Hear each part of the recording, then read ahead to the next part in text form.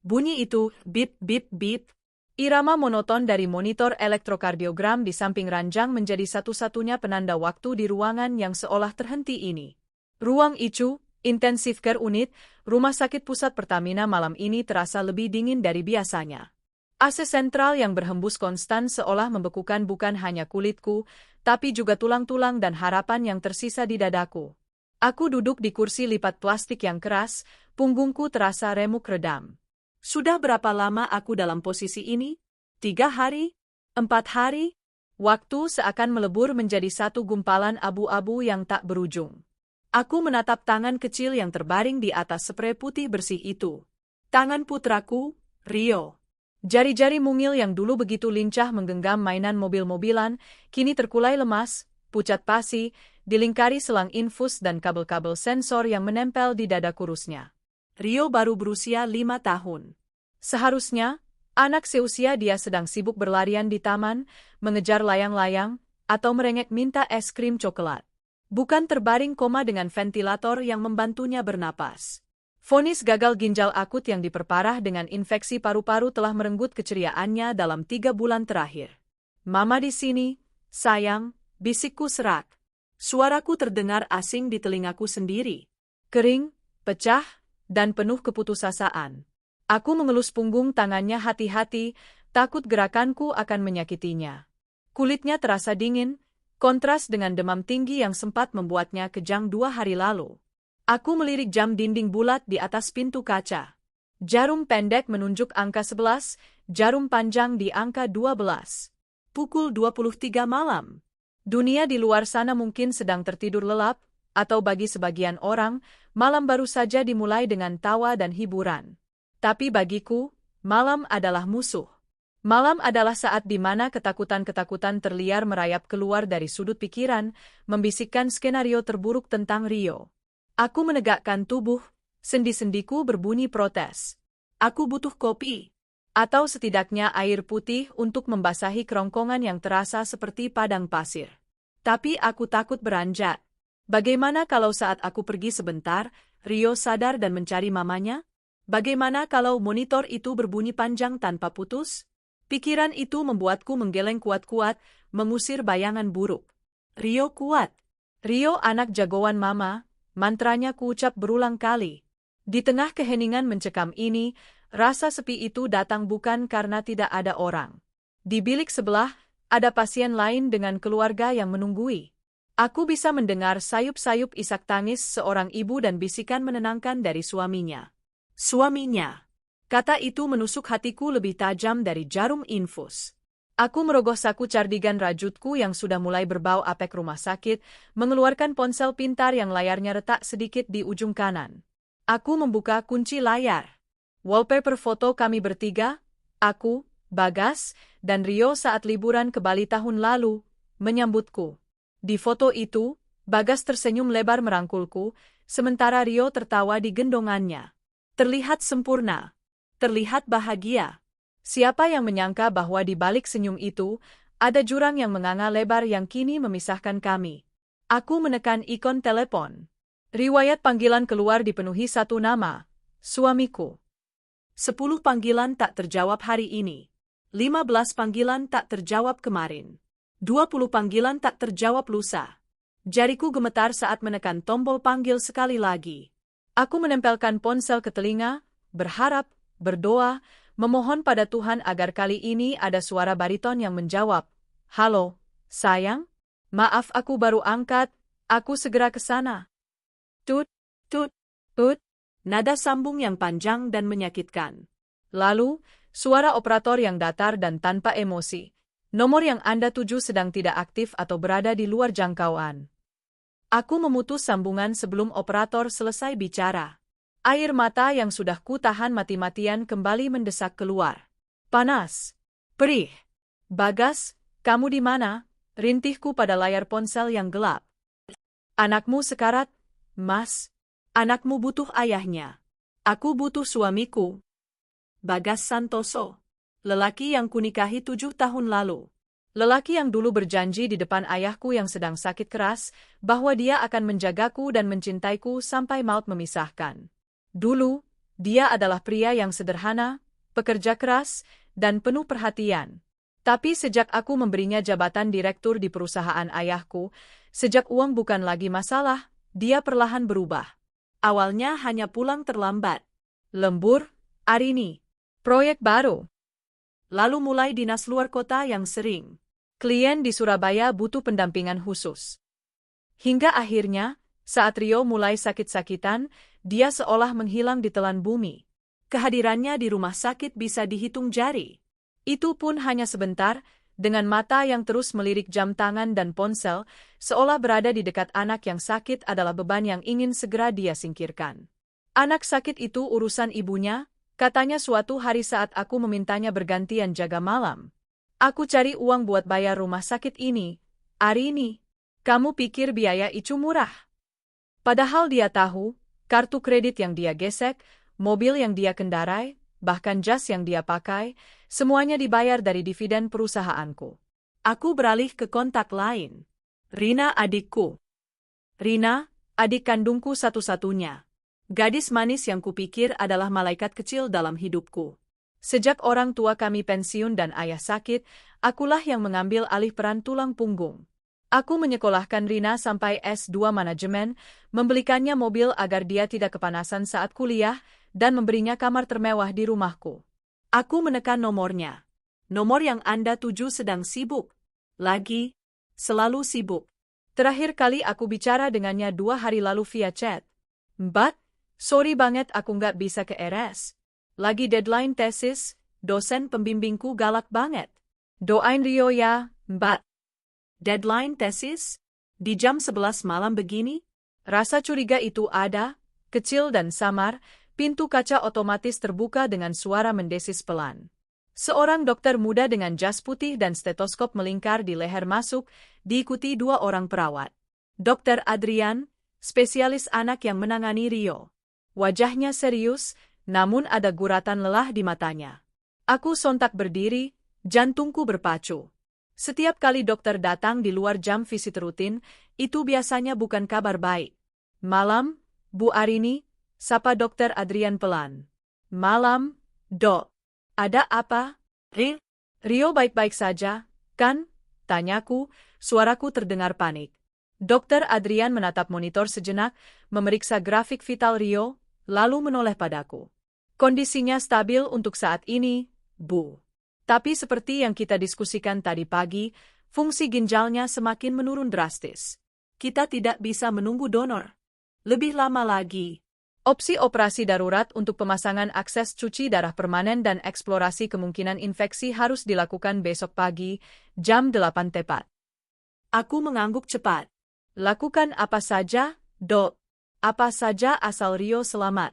Uang bukan masalah. Kami mengerti, Bu Arini. Tapi ada kendala administrasi medis yang krusial. Dr. Adrian membuka papan jalan yang dipegangnya. Untuk tindakan besok, kami membutuhkan data riwayat alergi obat Rio yang lengkap dari rumah sakit sebelumnya saat dia operasi usus buntu 2 tahun lalu.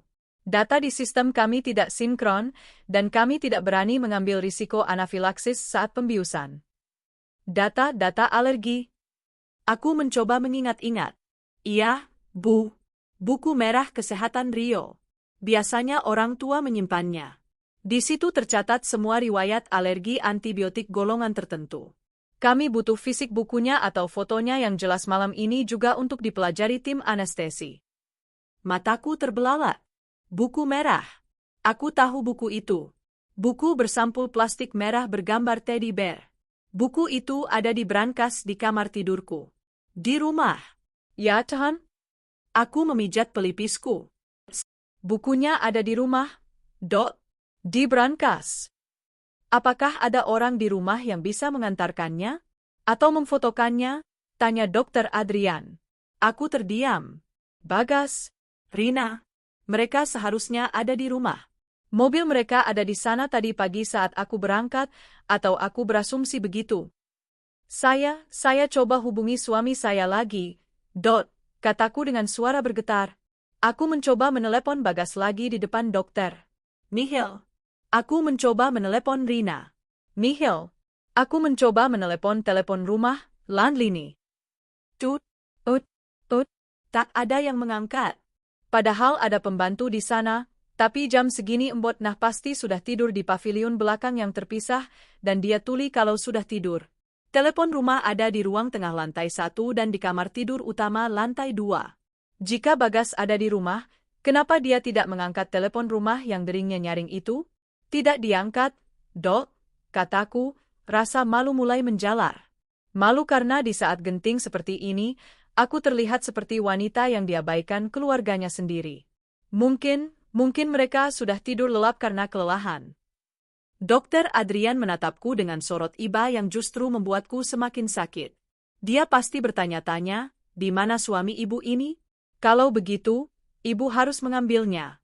Maaf sekali, Bu Arini. Tapi ini prosedur keselamatan. Kami tidak bisa membius Rio tanpa data itu. Baik, Dok. Saya akan pulang. Saya akan ambil sendiri. Tapi ibu terlihat sangat lelah. Apa ibu sanggup menyetir? Saya sanggup, jawabku tegas, padahal lututku gemetar. Kekuatan seorang ibu adalah satu-satunya bahan bakar yang tersisa di tubuhku. Hati-hati di jalan, Bu. Rio kami pantau ketat. Ibu tenang saja. Aku menatap Rio sekali lagi. Mencium keningnya yang hangat. Tunggu Mama ya, Nak. Mama pulang sebentar ambil buku kamu. Mama janji akan ngebut. Mama akan segera kembali. Koridor rumah sakit terasa sangat panjang saat aku berjalan menuju lift. Bau karbol menyengat hidung. Lampu-lampu neon berkedip suram. Di lobi, satpam yang berjaga mengangguk hormat padaku. Mau pulang sebentar, Bu? Iya, Pak. Ada berkas ketinggalan. Aroma parfum mobil wangi kopi yang biasanya menenangkan, kini terasa mual di perutku yang kosong. Aku menyalakan mesin. Jam di dashboard menunjukkan pukul 23.30. Langit Jakarta menangis malam itu. Begitu mobilku keluar dari area rumah sakit, hujan deras langsung menghantam kaca depan. Wiper bergerak panik ke kiri dan ke kanan, beradu dengan derasnya air. Pikiranku melayang tak tentu arah. Kenapa Bagas tidak bisa dihubungi? Apa dia marah padaku? Marah karena apa? Karena aku terlalu fokus pada Rio? Tapi Rio anaknya juga. Dan Rina, kenapa dia juga menghilang? Sebuah ingatan melintas. 3 bulan lalu, saat ulang tahun Rina, kami merayakannya di restoran mewah. Bagas memberikan kado kalung emas putih. Saat itu aku tidak curiga, aku pikir itu wajar sebagai kakak ipar yang baik. Tapi sekarang, saat aku memutar ulang ingatan itu, aku melihat cara Rina menatap Bagas saat menerima kado itu. Tatapan yang terlalu berbinar, terlalu intim. Dan cara Bagas memegang bahu Rina saat berfoto, tangannya turun sedikit terlalu rendah. Ah, enggak mungkin, aku memukul setir, memarahi diriku sendiri. Jangan suzon, Arini. Jangan gila. Adikmu enggak mungkin sejahat itu. Suamimu enggak mungkin sebejat itu. Pukul 00.15. Aku sampai di depan gerbang rumahku. Mobil Pajero Sport putih milik Bagas. Mobil Honda Jazz merah milik Rina. Mereka ada di rumah. Darahku mendidih seketika. Rasa lelahku lenyap digantikan oleh amarah yang membara. Mereka ada di rumah. Mereka berdua ada di rumah. Jadi kenapa tidak ada satupun yang mengangkat teleponku? Aku menelepon puluhan kali. Telepon rumah berdering keras di setiap lantai. Apa mereka tuli? Atau mereka sengaja mengabaikanku? Aku keluar dari mobil, memakai payung hitam, dan berjalan menuju pintu utama. Setiap langkah terasa berat. Jantungku berdetak begitu kencang hingga rasanya sakit di dada. Duk duk duk. Ada yang salah. Aku bisa merasakannya di udara. Ada aura pengkhianatan yang pekat menguar dari balik dinding rumahku sendiri. Aku membuka pintu utama pelan-pelan. Kunci berputar tanpa suara. Pintu kayu jati itu terbuka. Aroma pengharum ruangan lavender menyambutku. Ruang tamu gelap gulita, hanya diterangi lampu jalan yang masuk lewat celah gorden. Hening. Aku melangkah masuk, meletakkan payung basah di tempatnya. Aku melepas sepatu ketsku agar langkahku tidak bersuara di lantai marmer yang dingin. Mataku menangkap sesuatu di ruang tengah. Di atas karpet bulu mahal yang kubeli di Turki, tergeletak sebuah jas kerja. jas biru dongker milik Bagas. Dan tidak jauh dari situ, ada sepatu high heels merah. Sepatu Rina. Tas tangan Rina tergeletak miring di sofa, isinya, lipstik dan bedak, berhamburan keluar sedikit, seolah dilempar dengan terburu-buru. Napasku tercekat. Pemandangan ini, sepatu dan jas yang dilempar sembarangan, ini bukan tanda orang yang pulang kerja lalu istirahat tidur. Ini tanda orang yang terburu-buru. Terburu-buru oleh nafsu. Aku menelan ludah yang terasa pahit. Kakiku melangkah menuju tangga putar yang menghubungkan lantai 1 dan 2. Lantai 2 adalah area privat. Kamarku dan Bagas ada di sayap kanan. Kamar Rina di sayap kiri. Kamar Rio di tengah. Aku menaiki anak tangga satu persatu. Tanganku mencengkeram railing tangga rat-rat. Saat sampai di bordes lantai 2, aku melihat ke arah kamar Rina.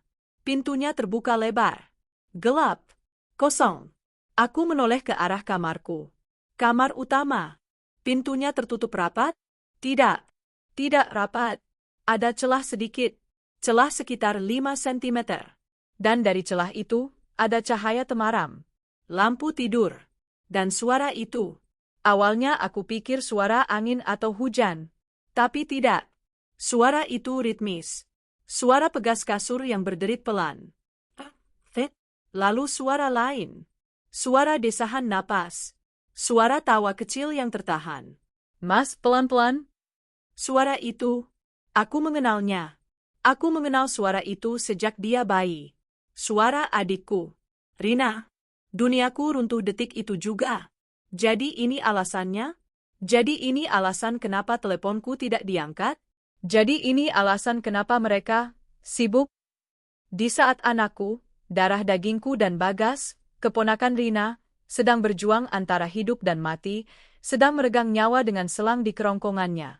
Ayahnya dan tantenya sedang, biadab, bisikku. Air mata menetes, tapi kali ini bukan air mata kesedihan. Ini air mata kebencian murni. Aku tidak boleh langsung masuk. Kalau aku masuk sekarang, mengamuk, menjambak rambut Rina dan memukul Bagas, mereka akan menyangkal nanti. Mereka akan bilang aku salah paham. Mereka akan memutarbalikkan fakta di depan orang tua kami. Mertuaku yang licik itu pasti akan membela anaknya mati-matian. Aku butuh bukti. Bukti yang tak terbantahkan. Bukti yang akan menghancurkan mereka sehancur-hancurnya, sampai mereka tidak punya muka lagi untuk hidup di dunia ini. Aku merogoh saku celanaku. Mengambil ponselku lagi. Baterai tinggal 15%. Cukup. Cukup untuk merekam dosa terbesar dalam hidupku. Aku mengusap air mata di pipiku dengan kasar. Dengan tangan gemetar namun tekad baja, aku mengaktifkan kamera video. Aku melangkah mendekati pintu kamar itu. Aku mengintip dari celah pintu. Dan di sana, di bawah sorot lampu tidur kuning remang-remang, aku melihat mimpi burukku menjadi nyata. Cahaya lampu tidur di nakas memancarkan warna kekuningan yang redup, menciptakan bayangan-bayangan panjang yang menari di dinding. Udara di dalam kamar itu pengap, bukan karena ventilasi yang buruk, tetapi karena pekatnya aroma pengkhianatan yang menyesakkan dada. Aroma parfum Rina, wangi vanila manis yang dulu kuhadiahkan padanya, bercampur dengan aroma mask maskulin milik Bagas, dan aroma lain. Aroma keringat. Aroma dosa. Mataku, yang sudah bengkak karena menangis berhari-hari di rumah sakit, kini dipaksa menyaksikan adegan yang lebih mengerikan daripada film horor manapun. Di sana, di atas ranjang king size dengan kepala ranjang berukir jati Jepara yang kupesan khusus saat pernikahan kami. Di atas sprei sutra warna krem yang kubeli dengan harapan bisa menambah kenyamanan tidur suamiku setelah lelah bekerja. Dua manusia itu sedang bergumul tanpa sehelai benang pun. Suamiku, Bagas, berada di atas tubuh adikku, Rina. Punggungnya yang lebar, punggung yang dulu kupikir adalah tempat tersandar paling aman di dunia, kini bergerak ritmis dalam dosa yang tak termaafkan. Aku melihat wajah Rina. Matanya terpejam, bibirnya mendesah, kepalanya mendongak menikmati sentuhan lelaki yang seharusnya dia panggil kakak ipar. Tangannya, tangan yang sering kubelai dan kugenggam saat dia wisuda, kini mencengkeram bahu Bagas, menariknya lebih dekat. Ah, Mas Bagas lebih enak dari pacarku? Desah Rina, suaranya manja dan menjijikkan. Kamu memang paling ngerti, Mas, Rin. Nggak kaku kayak kakakmu, balas Bagas dengan suara parau, diselingi napas yang memburu. Arini itu, bosenin. Di otak dia cuma kerjaan sama Rio. Mendengar namaku dan nama anakku disebut di sela-sela zina mereka, rasanya seperti ada tangan tak terlihat yang merobek jantungku dari dalam dada. Bosenin? Aku membosankan karena aku sibuk mengurus perusahaan agar kamu bisa naik mobil mewah, Bagas? Aku membosankan karena aku menghabiskan waktu menjaga anak kita yang sakit, sementara kamu asyik bermain di sini. Darahku mendidih hingga ke ubun-ubun. Telingaku berdenging kencang. Rasa mual hebat menyerang perutku. Aku ingin muntah. Muntah melihat betapa rendahnya moral dua manusia yang paling kupercayai ini. Namun, aku menahan semuanya. Tanganku yang memegang ponsel gemetar hebat, tapi aku memaksanya untuk tetap stabil. Lensa kamera ponselku merekam semuanya. Setiap gerakan. Setiap desahan. Setiap inci kulit mereka yang bersentuhan. 1 menit. Aku butuh 1 menit penuh. Durasi yang terasa seperti seabad di neraka. Aku merekam wajah Bagas yang penuh nafsu. Aku merekam wajah Rina yang menikmati peran sebagai perusak rumah tangga kakaknya sendiri. Mas, kalau Mbak Arini pulang gimana? Tanya Rina tiba-tiba, di sela napasnya. Bagas tertawa kecil. Tawa yang meremehkan. Halah, dia nggak bakal pulang. Dia kan sok jadi ibu peri di rumah sakit. Lagian kalau dia telepon, aku matiin aja. Bilang aja sinyal jelek atau baterai habis. Gampang. Kamu jahat Mas? Rina terkikik, lalu mencium leher Bagas. Jahat tapi kamu suka kan? Cukup. Baterai ponselku tinggal 10%. Tapi bukti yang kudapat sudah lebih dari cukup untuk menghancurkan hidup mereka sampai ke akar-akarnya. Aku menyimpan rekaman itu. Jempolku dengan cepat mengirim video itu ke cloud storage pribadiku dan ke email cadanganku. Hanya untuk berjaga-jaga jika Bagas mencoba merebut ponselku dan membantingnya.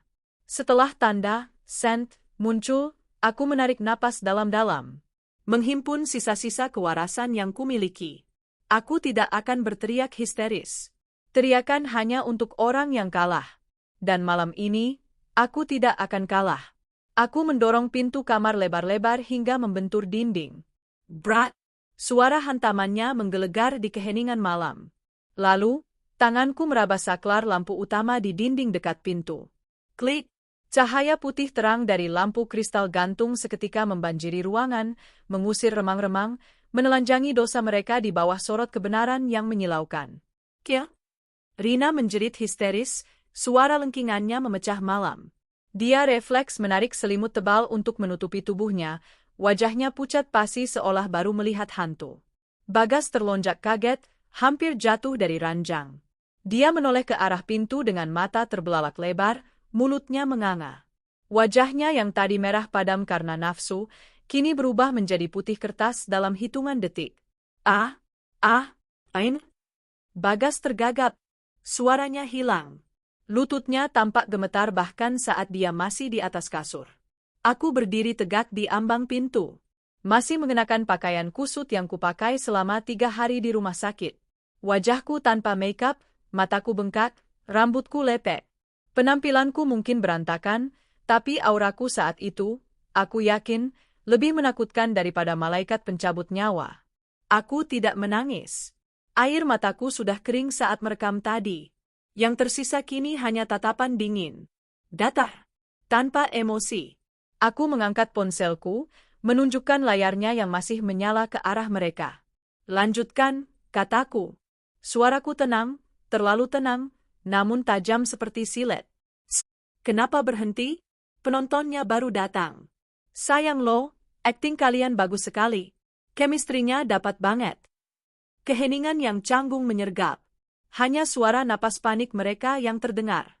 Mbak Arini ini nggak seperti yang Mbak lihat.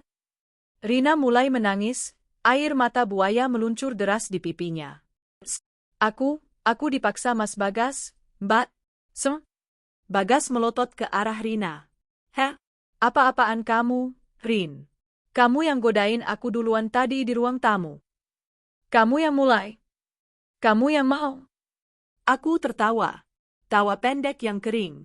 Wow, baru 1 menit ketahuan, kalian sudah saling gigit seperti anjing liar.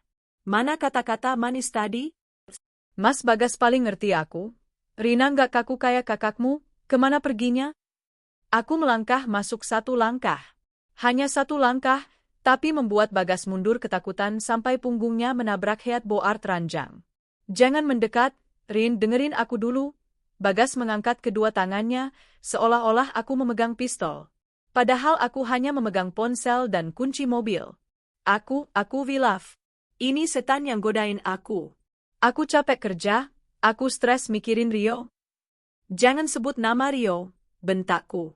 Suaraku menggelegar, membuat Rina semakin meringkuk di balik selimut. Kamu bilang kamu stres mikirin Rio? Di saat Rio kejang-kejang, kamu di mana? Di saat Rio butuh darah, kamu di mana? Di saat anakmu sekarat malam ini, dan aku meneleponmu puluhan kali seperti orang gila, ternyata kamu sedang sibuk memasukkan adik iparmu sendiri di ranjang istrimu. Aku melempar tas tanganku ke lantai dengan keras. Buk! Kalian berdua menjijikkan. Sampah! Aku menatap Rina yang masih sesenggukan. Dan kamu, Rina. Adikku sayang. Adik yang kubiayai hidupnya. Adik yang kuberi makan. Adik yang kubelikan mobil. Ternyata cita-citamu bukan jadi menir, tapi jadi pelacur di rumah kakakmu sendiri. Mbak, maafin Rina. Mbak, Rina salah. Rina ngaku salah.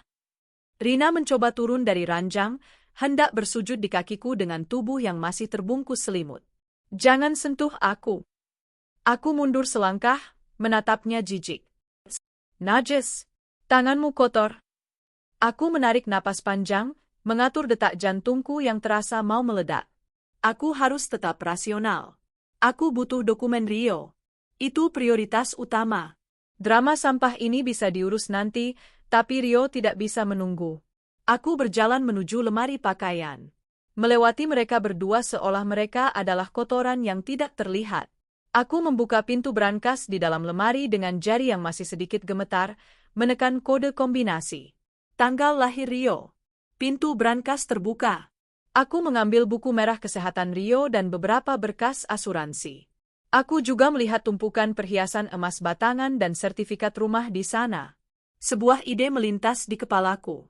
Aku mengambil semua sertifikat penting, sertifikat hak milik, SHM, rumah ini, BPKB mobil Alphard dan Pajero, serta akta pendirian perusahaan. Semuanya kumasukkan ke dalam tas laptop yang ada di meja kerja di sudut kamar. Kamu mau ngapain, Rin? Tanya Bagas panik melihatku menguras brankas. Itu kan harta kita? Harta kita? Aku menoleh, menatapnya sinis. Koreksi. Ini harta saya. Harta ayah saya. Kamu masuk ke rumah ini cuma bawa koper isi baju lusuh 7 tahun lalu. Ingat? Dan sepertinya, kamu akan keluar dengan cara yang sama. Bagas terdiam, wajahnya semakin pucat. Dia tahu aku tidak main-main. Aku menutup kembali brankas yang sudah kosong melompong itu. Aku sudah memegang nyawa Rio, buku medis, dan nyawa ekonomi mereka, aset. Aku berbalik menghadap mereka lagi. Sekarang dengarkan baik-baik, kataku dingin. Pakai baju kalian. Sekarang. Aku tunggu di ruang tengah lantai bawah. Aku kasih waktu 5 menit. Arini, kita bicara baik-baik ya sayang, tolong jangan begini. Bagas mencoba merayu dengan nada yang dulu selalu membuatku luluh. 5 menit, Bagas. Atau video ini. Aku mengetuk layar ponselku, akan mendarat di grup WhatsApp keluarga besar, grup manajer kantor, dan laman Facebook kampus Rina. Kamu mau viral sebagai direktur mesum dan mahasiswi perebut suami kakak. Mata Rina membelalak ngeri. Jangan, Mbak. Jangan viralin. Aku belum lulus. Malu sama dosen. Tahu malu juga kamu ternyata? Sindirku. Kalau begitu cepat pakai baju. Dan jangan coba-coba kabur lewat jendela atau pintu belakang. Satpam kompleks sudah aku telepon, aku bilang ada maling di rumah ini. Kalau kalian keluar pagar tanpa izinku, mereka akan menangkap kalian. Itu gertakan. Aku belum menelepon satpam. Tapi melihat wajah ketakutan mereka, aku tahu gertakan itu berhasil. Aku memungut tasku dan berjalan keluar kamar. Sebelum menutup pintu, aku menoleh sekali lagi, melihat pemandangan hancur itu untuk terakhir kalinya. Kamar yang dulu penuh kenangan manis, kini hanya menjadi tempat kejadian perkara pembunuhan rumah tanggaku. Cepat turun. Sidang pengadilan kalian dimulai 5 menit lagi. Aku menuruni tangga dengan kaki yang terasa berat namun mantap. Di ruang tengah yang sepi, aku duduk di sofa single, kursi kekuasaan di rumah ini. Aku meletakkan berkas-berkas Rio di meja dengan aman. Jam menunjukkan pukul 00.45. Aku mengambil ponselku lagi. Baterai 8%. Cukup untuk 2 panggilan penting. Panggilan pertama, Ayah. Ayahku tinggal hanya beda 2 blok dari sini. Beliau memang sakit jantung ringan, tapi aku tahu beliau tipe orang tua yang akan bangun jika anaknya menelepon tengah malam. Halo? Arini? Kenapa, Nak? Rio, ada apa? Suara ayah terdengar panik dan serak bangun tidur. Ayah? Suaraku bergetar sedikit. Aku menahan tangis agar ayah tidak jantungan. Ayah, tolong ke rumah Arini sekarang sama ibu. Penting, ya. Bukan soal Rio, tapi soal keselamatan Arini di rumah. Apa? Ada maling? Ayah bawa pentungan. Bukan maling harta, ya. Maling yang lebih jahat. Tolong datang sekarang ya. Jangan tanya kenapa dulu. Cepat ya, ya. Iya, ayah berangkat sekarang. Panggilan kedua, ibu mertua, Bu Ratna. Wanita yang selalu membanggakan anaknya setinggi langit dan merendahkanku karena dianggap kurang telaten, mengurus suami. Tut. Lama sekali. Akhirnya diangkat. Halo, aduh, siapa sih malam-malam? Bu Ratna. Ini Arini. Arini? Kamu nggak punya sopan santun ya nelepon jam segini? Mentang-mentang orang kaya. Datang ke rumah saya sekarang, Bu. Bawa Pak Haryo. Heh? Ngapain? Besok kan bisa. Datang sekarang untuk menjemput anak kebanggaan ibu. Atau saya panggilkan polisi untuk menyeretnya keluar karena perzinahan di rumah saya. Hening sejenak di ujung telepon. Apa maksudmu? Perzinahan? 10 menit, Bu. Kalau ibu tidak sampai sini dalam 10 menit, video anak ibu sedang ehem-ehem dengan adik iparnya sendiri akan saya putar di layar LED perempatan jalan. Aku memutus sambungan. Jantungku berdetak lebih tenang sekarang. Adrenalin mengambil alih rasa sedih. Aku merasa seperti jenderal perang yang sedang mengatur strategi. Tak lama kemudian, terdengar langkah kaki ragu-ragu menuruni tangga. Bagas dan Rina turun. Mereka sudah berpakaian lengkap, tapi acak-acakan. Bagas memakai kaos oblong terbalik dan celana pendek. Rina memakai daster rumahan yang biasa dia pakai. Ironisnya, daster itu dulu aku yang membelikan. Wajah mereka menunduk. Tak berani menatapku. Duduk yang jauh-jauhan, perintahku tajam. Jangan bikin sofa mahalku makin najis. Rina buru-buru menggeser duduknya ke ujung sofa, menjauhi Bagas. Aku menatap mereka dalam diam. Menikmati ketakutan di mata mereka. Sambil menunggu orang tua kami datang. Suara jarum jam dinding yang berdetak tik-tik terdengar seperti palu godam yang menghantam keheningan ruang tamu. Di luar, hujan masih turun dengan derasnya, seolah alam semesta sedang menangis atau mungkin sedang mencuci dosa-dosa yang mengotori rumahku malam ini. Namun, gemuruh petir di langit tak sebanding dengan gemuruh amarah yang tertahan di dadaku. Aku duduk di single sofa bludru abu-abu, menyilangkan kaki dengan anggun meski batinku berantakan. Di hadapanku, di sofa panjang berbahan kulit yang biasanya menjadi tempat kami menonton film keluarga sambil tertawa, kini duduk 2 pesakitan. Bagas dan Rina. Mereka duduk berjauhan, terpisah sekitar 1 meter, namun ketegangan di antara mereka begitu nyata seolah ada tembok api yang memisahkan. Bagas terus-menerus meremas jemari tangannya, kakinya bergerak gelisah mengetuk-ngetuk lantai marmer. Sesekali matanya melirik ke arah pintu utama, mungkin berharap ada keajaiban yang membuatnya bisa menghilang dari situasi ini. Sementara Rina, adikku yang malang, atau lebih tepatnya, adikku yang licik, hanya menunduk dalam, rambut panjangnya yang kusut menutupi wajahnya, bahunya terguncang pelan oleh isak tangis yang entah tulus atau sekadar air mata buaya. Sudah jam 1 malam, gumam Bagas pelan, suaranya serak. Dia memberanikan diri menatapku sekilas. Rin, Arini, apa perlu sampai memanggil orang tua? kasihan ayah kamu kan sakit jantung. Kasihan ibu juga. Kita selesaikan sendiri ya? Aku janji akan. Diam, potongku dingin. Aku tidak perlu berteriak. Satu kata itu, diucapkan dengan nada datar tanpa emosi, sudah cukup untuk membungkam mulutnya. Kamu baru peduli soal jantung ayah sekarang? Tanyaku sinis, mataku menatap tajam ke manik matanya yang ketakutan. Waktu kamu menelanjangi anak bungsunya di kamar kakaknya, kamu ingat jantung ayah? Waktu kamu mengkhianati kepercayaan beliau yang menyerahkan anak sulungnya padamu, kamu ingat kesehatan ayah? Bagas terdiam, wajahnya semakin pucat. Dia menelan ludah dengan sudah payah. Mbak? Rina mencoba bersuara, suaranya cicit seperti tikus terjepit. Aku takut ayah marah. Mbak tahu kan ayah kalau marah suka? Suka apa? Suka main tangan, selaku cepat. Bagus kalau kamu ingat. Mungkin tamparan ayah nanti bisa menyadarkan otakmu yang sudah konslet itu. Aku bangkit berdiri, berjalan menuju pantry kering yang menyatu dengan ruang tengah. Aku menuangkan segelas air putih dingin. Tenggorokanku kering, bukan karena haus, tapi karena menahan teriakan yang ingin meledak. Aku butuh kepala. Dingin. Aku adalah sutradara malam ini, dan aku tidak boleh kehilangan kendali sebelum pertunjukan utama dimulai. Tepat saat aku meletakkan gelas di meja, bel pintu berbunyi. 2 kali. Panjang dan mendesak. Jantungku berdesir. Itu pasti ayah. Jangan ada yang bergerak dari sofa itu, ancamku pada Bagas dan Rina yang tampak ingin berdiri. Duduk. Aku berjalan menuju pintu utama, menarik napas dalam-dalam, memasang topeng ketegaran. Aku membuka pintu. Di sana, berdiri kedua orang tuaku. Ayah mengenakan jaket kulit lamanya yang basah kuyup di bagian bahu, tangannya menggenggam sebuah tongkat kayu. Bukan pentungan, tapi tongkat jalan yang beliau pakai kalau asam uratnya kambuh.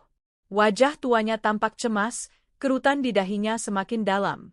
Ibu berdiri di belakangnya, memegang payung yang meneteskan air, wajahnya pucat pasi penuh kekhawatiran. Arini. Ibu langsung memelukku begitu melihatku. Tubuhnya yang hangat sedikit meredakan dingin di hatiku.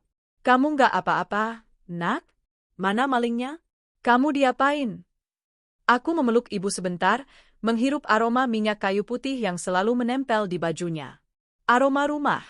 Aroma kasih sayang yang tulus, sesuatu yang hilang dari rumahku sendiri. Arini nggak apa-apa, Bu, bisikku. Aku melepaskan pelukan dan menatap ayah. Ayo masuk, ya. Malingnya, sudah Arini amankan di ruang tengah. Ayah menatapku bingung. Diamankan? Kamu nggak lapor polisi? Kenapa nggak teriak? Nanti ayah mengerti. Ayo. Aku menuntun mereka masuk. Langkah kaki ayah terdengar berat di lantai. Saat kami berbelok ke ruang tengah, langkah ayah terhenti mendadak. Matanya menyipit, menatap pemandangan di sofa. Bagas dan Rina. 2 orang yang sangat dikenalnya. Bukan perampok bertopeng. Bukan orang asing bersenjata. Loh? Ibu bergumam, bingung. Kok ada Rina? Kok Bagas, penampilannya begitu? Rina yang melihat ayah dan ibu datang, tangisnya pecah semakin keras. Ibu? Ayah menatapku, lalu menatap Bagas, lalu kembali padaku. Insting seorang ayah memang tajam. Dia melihat ketegangan di udara, melihat mata sembab Rina, melihat wajah ketakutan Bagas, dan melihat tatapan dingin putrinya. Arini, suara ayah memberat.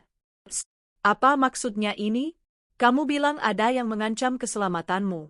Kenapa suamimu dan adikmu duduk seperti terdakwa di situ? Belum sempat aku menjawab, suara klakson mobil terdengar nyaring dari depan pagar.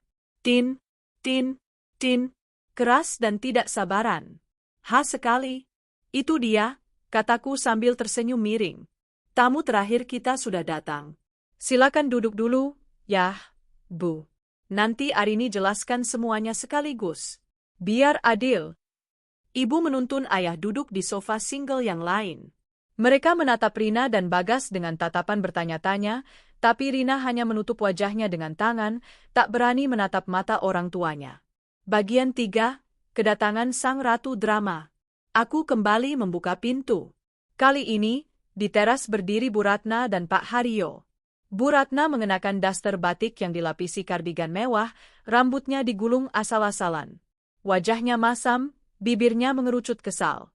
Pak Haryo, ayah mertuaku yang pendiam dan selalu menurut pada istrinya, berdiri memegang payung di belakangnya. Ya ampun, Arini. Bu Ratna langsung menyembur begitu pintu terbuka. Kamu ini benar-benar keterlaluan ya. Tengah malam, hujan deras begini, kamu suruh kami datang? Memangnya ada kebakaran? Atau kamu cuma mau pamer kuasa di rumah ini? Dia mengibaskan cipratan air dari bajunya dengan kasar, seolah air hujan itu adalah kuman penyakit. Masuk, Bu. Pak, kataku singkat, tidak berniat berbasa-basi. Mana Bagas? Bu Ratna melenggang masuk tanpa permisi, melewati aku begitu saja. Bagas, kamu di mana, Nak? Saat Bu Ratna sampai di ruang tengah dan melihat formasi lengkap itu, ayah dan ibuku yang duduk tegang, serta Bagas dan Rina yang seperti pesakitan, langkahnya terhenti. Loh, Pak Darmawan? Bu Siti? Bu Ratna menatap besanku dengan alis terangkat. Kok kalian juga ada di sini? Ini ada arisan keluarga dadakan atau apa? Bagas mengangkat wajahnya. Bu, panggilnya lirih. Bu Ratna segera menghampiri anaknya. Naluri induk yang ingin melindungi anaknya langsung keluar. Astaga, Bagas, kamu kenapa pucat begini? Kamu sakit? Ah, matanya mendelik ke arahku. Istrimu bikin ulah lagi. Silakan duduk, Bu Ratna. Suaraku memotong drama ibu dan anak itu. Aku berdiri di tengah ruangan, di depan televisi layar datar 60 inci yang mati hitam. Saya mengundang kalian semua ke sini bukan untuk arisan, mulaku. Suaraku tenang namun berwibawa, menekan setiap gejolak emosi di dada. Saya mengumpulkan kalian karena ada hal penting menyangkut masa depan keluarga kita. Menyangkut Rio. Menyangkut saya. Dan menyangkut dua orang yang duduk di sofa itu. Ayahku menegakkan punggungnya. Bicara yang jelas, Arini. Ayah mulai tidak enak perasaannya. Aku mengambil kabel HDMI yang tergeletak di meja TV. Dengan gerakan perlahan dan sengaja, aku menyambungkannya ke ponsel pintarku. Tadi malam, Rio butuh data medis dari rumah. Saya menelepon Bagas puluhan kali. Saya menelepon Rina puluhan kali. Tidak ada yang mengangkat. Padahal mereka ada di rumah ini, ceritaku sambil terus mengutak-atik ponsel. Mungkin mereka tidur, Arini. Namanya juga orang capek kerja, bela Bu Ratna cepat. Kamu jangan suzon terus sama suami. Benar, Bu. Mereka memang sedang bekerja keras, jawabku syarat sarkasme. Sangat keras sampai tidak mendengar telepon rumah yang berdering di telinga mereka. Layar TV menyala. Menampilkan mirroring dari layar ponselku. Galeri video terbuka. Thumbnail video terakhir memperlihatkan gambar yang agak gelap namun jelas. Aku menatap Bagas. Dia menggeleng pelan, memohon dengan matanya. Jangan, Rin. Tolong jangan. Aku tidak peduli. Belas kasihku sudah mati 3 jam yang lalu saat aku melihat mereka bergumul. Ayah, Ibu, Pak Haryo, Bu Ratna, kataku lantang. Mohon perhatikan layar di depan. Ini adalah alasan kenapa Rio hampir kehilangan nyawanya karena keterlambatan data. Dan ini adalah alasan kenapa saya memanggil kalian tengah malam buta. Jariku menekan tombol play. Video dimulai. Suara desahan napas yang berat dan suara pegas kasur yang berderit langsung memenuhi ruangan itu, keluar dari sound system mahalku yang jernih. Kualitas audionya begitu tajam, seolah-olah adegan itu sedang terjadi live di depan kami. Gambar di layar bergoyang sedikit, lalu fokus. Cahaya lampu tidur remang-remang memperlihatkan 2 sosok manusia di atas ranjang. Mas Geli. Suara Rina terdengar manja di speaker. SST, nanti kedengeran tetangga, suara Bagas menyahut. Di sofa, ibu menutup mulutnya dengan kedua tangan. Matanya membelalak ngeri. Ayahku terpaku. Wajahnya yang tadi bingung, perlahan memerah. Merah padam. Urat-urat di lehernya mulai menonjol. Bu Ratna mematung. Mulutnya yang tadi nyinyir kini terbuka lebar, tak mampu mengeluarkan sepatah kata pun. Pak Haryo memalingkan wajah, tak sanggup melihat layar. Video berlanjut, menampilkan adegan yang lebih eksplisit. Adegan di mana Rina mendongak penuh nafsu dan Bagas menciumi lehernya. "Matikan!" teriak Bu Ratna tiba-tiba, suaranya melengking. Matikan itu! Itu bohong! Itu editan! Aku tidak mematikannya. Aku membiarkannya berputar sampai bagian aku mendobrak pintu dan menyalakan lampu. Klik! Suara lampu dinyalakan di video. Wajah panik Bagas dan teriakan Rina terpampang jelas dalam resolusi high definition. Tidak ada deepfake. Tidak ada AI. Itu murni wajah anak dan adik mereka yang tertangkap basah. Video berakhir. Layar kembali hitam. Keheningan yang mengikuti video itu jauh lebih mengerikan daripada suara petir di luar. Keheningan itu begitu padat, begitu berat, hingga rasanya sulit untuk bernapas. Itu? Suara ayah terdengar bergetar hebat. Dia menunjuk ke arah Rina dengan jari telunjuk yang gemetar.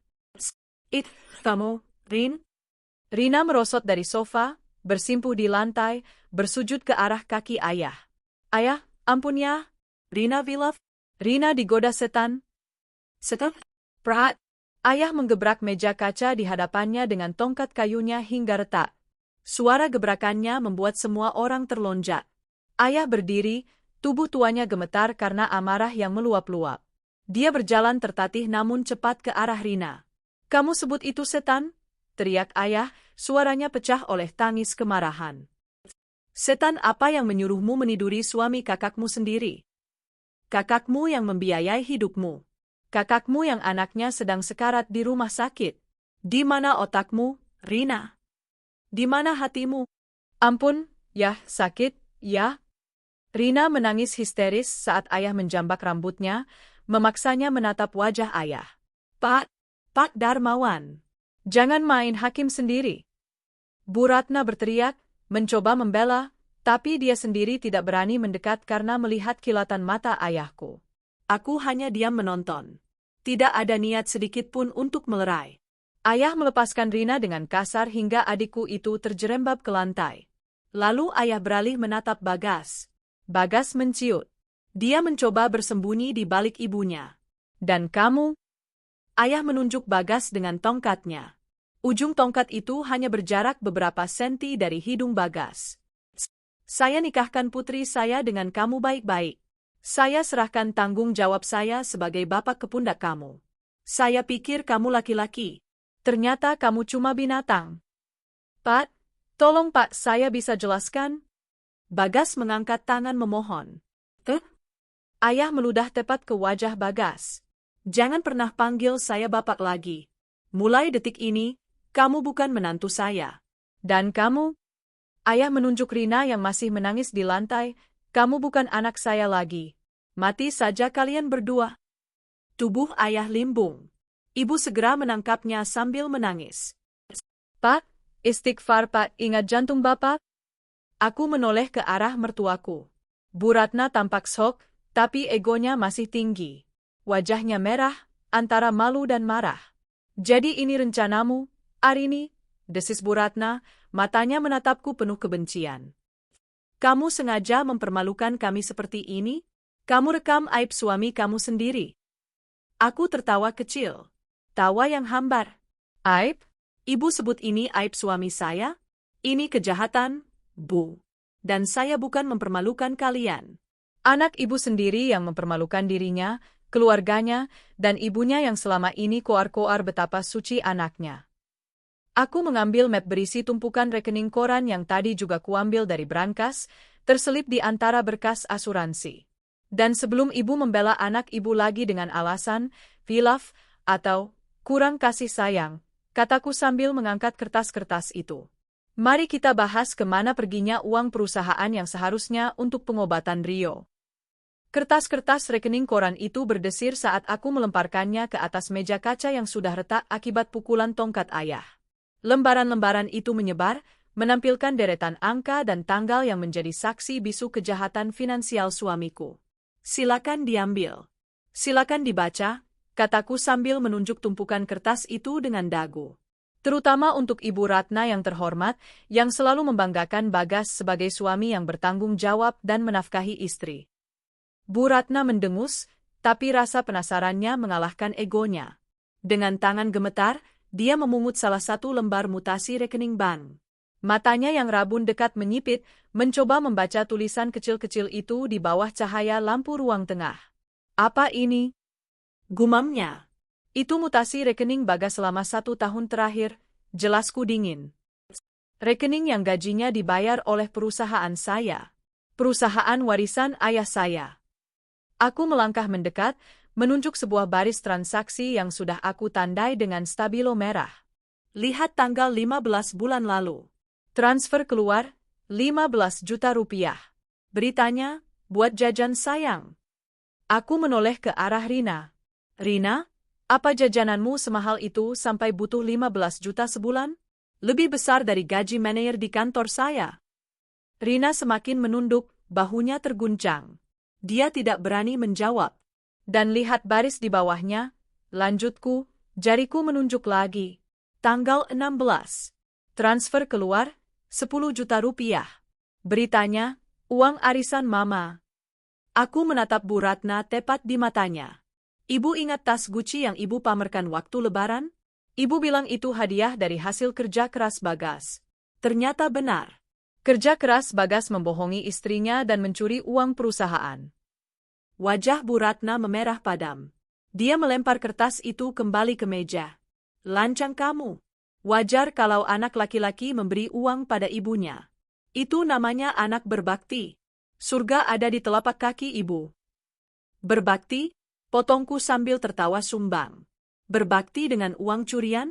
Bu, Bagas itu cuma direktur operasional di atas kertas. Gajinya sudah ditentukan. Tapi pengeluaran ini jauh di atas gajinya. Dia mengambil dana operasional perusahaan, memalsukan info ke vendor, hanya untuk membiayai gaya hidup ibu dan pelacur kecilnya ini. Jaga mulutmu, Arini, bentak Bagas, mencoba bangkit berdiri. Jangan bawa-bawa ibu. Duduk, hardik ayahku. Bagas langsung menciut kembali. Kamu yang jaga kelakuanmu, Bagas, seruku. Kamu tahu apa yang paling menyakitkan? Di lembar terakhir itu. Coba lihat. Aku mengambil lembar terakhir dan menempelkannya hampir ke wajah Bagas. Bulan lalu, tanggal 20, saat Rio masuk ICU pertama kali.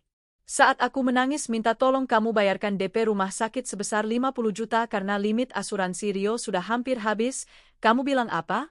Kamu bilang gak ada uang. Kamu bilang kas perusahaan lagi kosong. Suaraku mulai bergetar, air mata kemarahan kembali menggenang. Tapi di tanggal yang sama, di hari yang sama saat anakmu dipasangi ventilator, ada transaksi keluar sebesar 25 juta untuk booking hotel bintang 5 dan perhiasan. Untuk siapa? Untuk ulang tahun Rina. Hening. Ibuku menangis terisak-isak mendengar itu. Ya Allah, teganian kamu, Bagas, cucuku lagi sekarat. Itu investasi, Rin. Bagas mencoba berkilah, suaranya lemah dan tak masuk akal. Investasi di selangkangan adik iparmu, balasku kasar. Kesopananku sudah hilang. Kamu biarkan anakmu hampir mati karena tidak ada biaya, sementara kamu foya-foya dengan Rina? Binatang pun masih sayang anaknya, Bagas. Kamu lebih rendah dari binatang. Bu Ratna tampak gelisah. Dia mulai menyadari bahwa posisinya semakin terpojok. Tapi alih-alih meminta maaf, dia malah menyerang balik. Taktik klasik manipulator. Ya sudah. Kalau memang Bagas salah pakai uang, nanti diganti. Tapi rumah ini kan rumah Bagas. Bagas kepala keluarga, seru Bu Ratna dengan suara melengking. Kamu sebagai istri harusnya menutupi aib suami, bukan malah mengulitinya di depan orang tua. Pantas Bagas selingkuh, kamu itu istri yang tidak tahu diuntung, arogan, merasa paling kaya. Memang saya kaya, Bu. Jawabku tenang, tapi mematikan.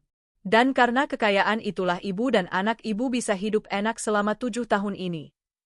Aku berjalan menuju tas laptop yang tadi kuambil dari kamar. Aku mengeluarkan map berwarna biru tua. Ibu bilang ini rumah Bagas? Aku mengeluarkan sertifikat tanah bersampul hijau. Bacalah, Pak Haryo.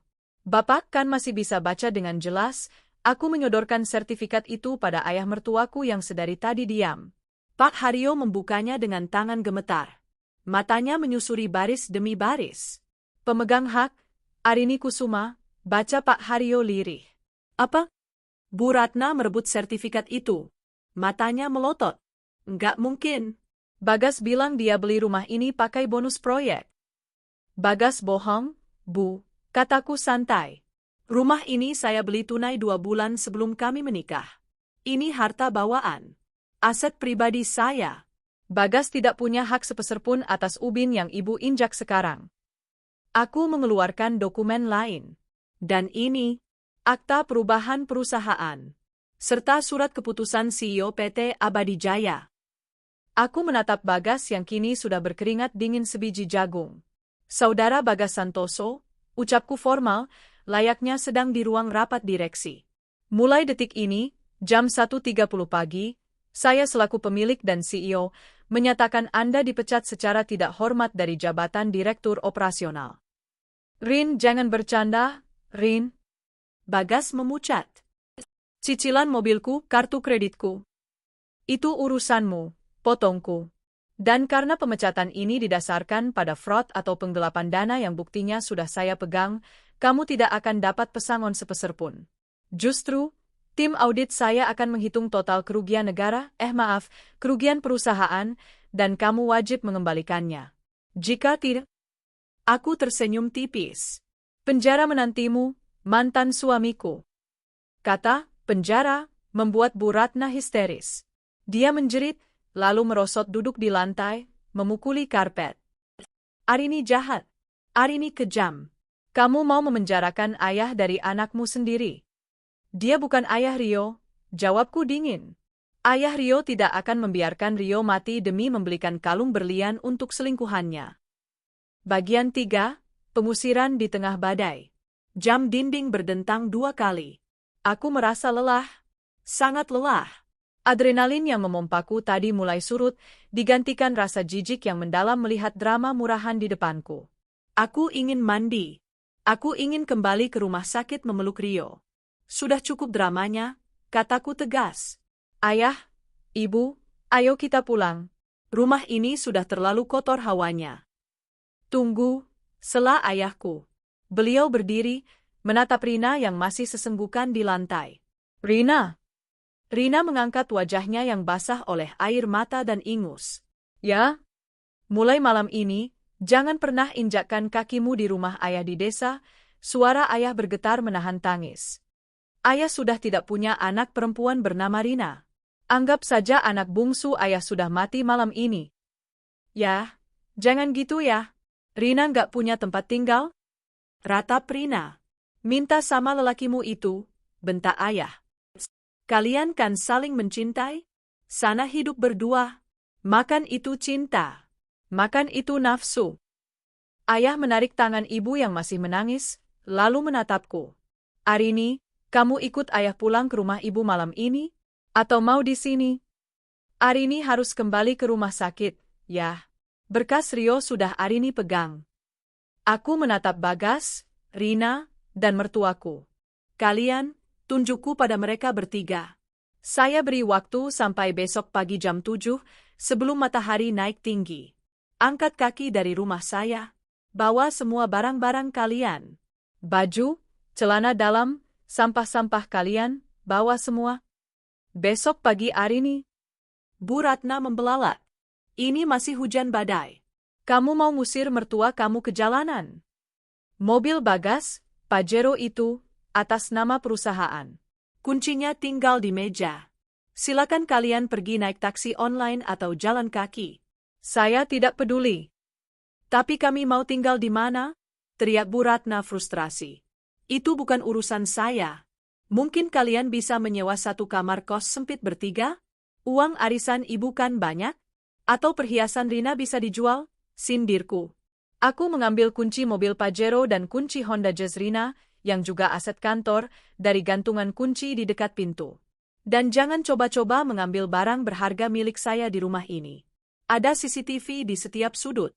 Kalau ada satu sendok pun yang hilang, saya laporkan sebagai pencurian. Aku memegang gagang pintu utama, membukanya lebar-lebar. Angin malam yang dingin dan cipratan hujan langsung masuk. Silakan keluar dari hidup saya. Bagas menatapku dengan pandangan hancur. Rin, aku mantan, koreksiku. Sampai ketemu di pengadilan agama dan pengadilan negeri. Aku berjalan keluar menembus hujan menuju mobilku, meninggalkan mereka yang masih terpaku di ruang tamu mewah yang sebentar lagi hanya akan menjadi kenangan bagi mereka. Ayah dan ibu mengikutiku dari belakang, masuk ke mobil mereka sendiri. Saat aku menyalakan mesin mobil, aku melihat dari kaca spion. Bagas sedang menjambak rambutnya sendiri frustrasi. Bu Ratna memukuli bahu Rina, menyalahkannya. Dan Rina hanya bisa menangis meraung-raung. Pemandangan yang indah. Aku menginjak gas, melesat kembali menuju rumah sakit. Menuju satu-satunya lelaki yang pantas mendapatkan cintaku, Rio. Namun, di tengah jalan, ponselku bergetar. Sebuah pesan masuk dari Bagas. Rin, tolong jangan begini. Aku punya rahasia perusahaan yang bisa bikin kamu bangkrut kalau kamu pecat aku. Aku tidak membalasnya. Aku hanya menekan tombol blok. Pukul 2.15 dini hari saat aku kembali menginjakkan kaki di lobi rumah sakit. Langkahku bergegas menuju ruang ICU. Di tangan kiriku, aku mendekap erat buku merah Rio dan berkas asuransi, seolah itu adalah harta karun paling berharga di dunia. Dan memang, saat ini, itu jauh lebih berharga daripada tumpukan berlian Rina. Dokter Adrian, panggilku pelan saat melihat sang dokter masih berjaga di pos perawat. Dokter muda itu menoleh, wajah lelahnya sedikit cerah melihat kedatanganku. Bu Arini, syukurlah ibu cepat kembali. Bagaimana? Datanya ada? Ada, dok. Lengkap. Aku menyerahkan buku itu. Ini riwayat alergi Rio, dan ini persetujuan tindakan medis yang sudah saya tanda tangani. Lakukan apa saja untuk menyelamatkan putra saya. Dokter Adrian membuka buku itu dengan cepat, memindai isinya, lalu mengangguk tegas. Ini yang kami butuhkan. Terima kasih, Bu. Tim anestesi akan segera mempelajarinya. Kami akan majukan jadwal operasi Rio ke jam 6 pagi ini, mumpung kondisinya sedang stabil. Terima kasih, Dok. Saat dokter berlalu, kakiku terasa lemas. Aku duduk kembali di kursi tunggu yang sama, di lorong dingin yang sama. Namun kali ini, rasanya berbeda. Aku tidak lagi merasa sebagai korban yang tak berdaya. Aku adalah ibu yang memegang kendali. Sambil menunggu fajar menyingsing dan operasi Rio dimulai, aku tidak tidur. Adrenalin sisa pertengkaran tadi masih mengalir deras. Aku membuka laptop kerjaku yang selalu kubawa. Koneksi Wi-Fi rumah sakit cukup kencang. Aku membuka email dan menulis pesan baru. Penerimanya adalah Pak Sanjaya, pengacara senior kepercayaan almarhum ayahku yang terkenal tanpa ampun dalam kasus sengketa perusahaan. Subjek, gugatan perceraian laporan pidana penggelapan dana, Bagas Santoso. Jariku menari lincah di atas keyboard. Tidak ada keraguan sedikitpun. Dengan hormat, Pak Sanjaya. Saya ingin mengajukan gugatan cerai terhadap suami saya, Bagas Santoso, dengan alasan perzinahan dan KDRT psikis. Bukti video terlampir. Selain itu, saya ingin Bapak menyiapkan berkas laporan ke kepolisian terkait tindak pidana penggelapan dana perusahaan, embezzlement, yang dilakukan Bagas selama menjabat direktur operasional. Bukti audit internal awal dan mutasi rekening terlampir. Saya ingin asetnya dibekukan pagi ini juga. Aku melampirkan semua file, video menjijikkan itu, foto rekening koran, dan bukti transfer ke Rina. Klik. Kirim. Selesai. Peluru sudah ditembakkan. Begitu matahari terbit dan Pak Sanjaya membaca email ini, hidup Bagas sebagai warga negara bebas tinggal menghitung hari. Waktu menunjukkan pukul 6.30 pagi. Rio sudah masuk ke ruang operasi setengah jam yang lalu. Aku duduk menunggu sambil memegang ponsel. Aku membuka aplikasi Smart Home CCTV yang terhubung ke kamera di rumahku. Di layar ponsel, aku melihat pemandangan yang memberikan kepuasan tersendiri. Kamera teras depan memperlihatkan suasana yang menyedihkan. Hujan sudah berhenti, tapi langit masih mendung. Di sana, di teras marmer yang basah, terlihat tumpukan koper dan kardus mie instan yang dijadikan tempat baju. Bagas terlihat sedang menelepon seseorang dengan panik, mungkin mencoba meminjam uang atau mencari tumpangan, karena aku yakin tidak ada teman kantornya yang mau membantu setelah gosip ini menyebar. Aku, tidak sengaja, memposting status wasindiran halus 1 jam yang lalu yang bisa dibaca karyawan kantor. Rina duduk di atas koper sambil menangis, matanya bengkak. Bu Ratna dan Pak Haryo berdiri dengan wajah lesu. Keanggunan Bu Ratna yang biasanya lenyap tak berbekas. Sebuah taksi online tipe low cost berhenti di depan pagar. Aku melihat Bagas dengan susah payah mengangkut koper-koper berat itu ke bagasi taksi yang sempit. Mereka berempat, Bagas, Rina, dan kedua mertuaku, memaksakan diri masuk ke dalam mobil kecil itu. Berdesak-desakan, tanpa mobil mewah, tanpa supir pribadi, tanpa hormat. Taksi itu perlahan melaju meninggalkan gerbang rumahku. Rumah yang dulu mereka anggap istana gratisan, kini tertutup selamanya bagi mereka. Selamat jalan, bisikku pada layar ponsel. Nikmatilah kemiskinan yang kalian ciptakan sendiri. Dokter Adrian keluar dengan masker yang sudah diturunkan. Bu Arini, panggilnya. Aku berdiri, menahan napas. Operasinya sukses. Ginjal Rio merespons dengan baik. Masa kritisnya sudah lewat. Air mataku tumpah. Kali ini, air mata bahagia. 3 hari setelah operasi Rio berjalan sukses, dan seminggu setelah malam pengusiran itu, aku memutuskan untuk kembali ke kantor. Rio masih dirawat di ruang pemulihan VIP, tapi kondisinya sudah sangat stabil. Ada 2 suster pribadi dan ibuku yang setia menemaninya 24 jam. Ibuku, dengan kasih sayangnya yang tulus, memaksaku untuk membereskan kerajaan yang sempat terbengkalai. Pergilah, Nak. Tunjukkan pada mereka siapa bosnya. Jangan biarkan tikus-tikus itu menyisakan kotoran di kantormu, kata ibu pagi itu sambil merapikan kerah blazerku. Aku mengenakan setelan kerja terbaikku hari ini, blazer Armani hitam legam, celana bahan yang membalut kaki jenjangku, dan sepatu stiletto merah menyala. Merah bukan untuk menggoda, tapi merah sebagai simbol keberanian dan peringatan bahaya bagi siapa saja yang berani main-main denganku. Mobil Alphardku berhenti tepat di lobi gedung perkantoran PT Abadi Jaya. Supir pribadiku, Pak Ujang, yang sangat setia dan sudah tahu semua kebusukan Bagas, membukakan pintu. Begitu kakiku menapak lantai marmer lobi, suasana berubah. Satpam yang biasanya santai, langsung berdiri tegak memberi hormat. Resepsionis yang sedang memoles lipstik buru-buru menyembunyikan cerminnya. Selamat pagi, Bu Arini, sapa mereka serempak, nadanya bercampur antara hormat dan takut. Aku hanya mengangguk tipis di balik kacamata hitamku.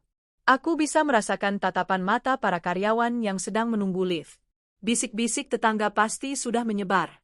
Gosip tentang Bapak Direktur Operasional yang diusir istri pasti sudah menjadi menu makan siang terhangat di kantin. Aku masuk ke lift khusus eksekutif. Hanya aku sendiri. Di dinding lift yang memantulkan bayanganku, aku melihat sosok wanita yang berbeda. Arini yang dulu lembut dan sering mengalah demi ego suami, sudah mati. Yang berdiri di sini adalah Arini sang CEO. Lantai 15. Lantai direksi. Begitu pintu lift terbuka, Sekretaris Bagas, seorang gadis muda bernama Sinta yang seringkali bersikap genit pada Bagas, terlonjak kaget dari kursinya. Wajahnya pucat. Bebu Arini? Selamat pagi, cicitnya.